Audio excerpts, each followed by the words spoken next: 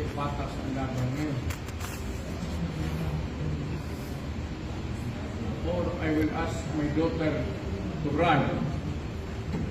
And I will run as Vice President. Tapos sabihin ko sa kanya, you give way.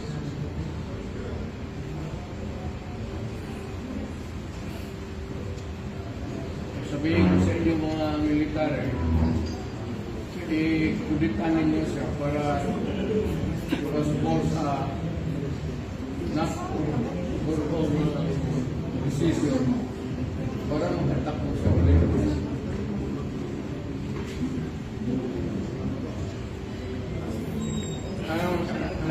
Alam niyo, sa totoo lang, na ano ako, madumi talaga ang politika. Madumi ang politika. Alam niyo yan. Soft copies already for more than 30 years. So that was the condition, if I may finish, sir. That was the condition that was requested and imposed before any action can be taken. That copy was provided earlier, and that copy, a hard copy, will not also be provided to you, sir, as requested. To whom was it, sir? Because my client is actually insisting for a copy because until now We can send you a copy now, sir. That is all right with you. Well, I've been here for almost 2 hours. Teka na lang. At saka, ang basis ng pagbabasan nyo ng batas, saan ba? Anong batas? Batas ng Pilipinas?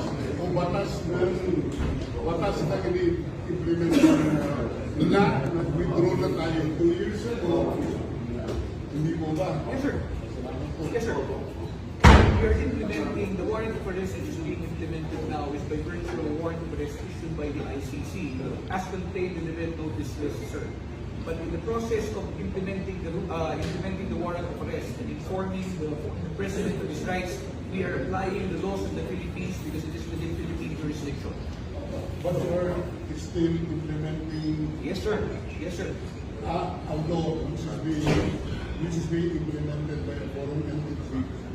What foreign agencies wherein we have already withdrawn. Yes, sir. By copy, sir, we have to assist also.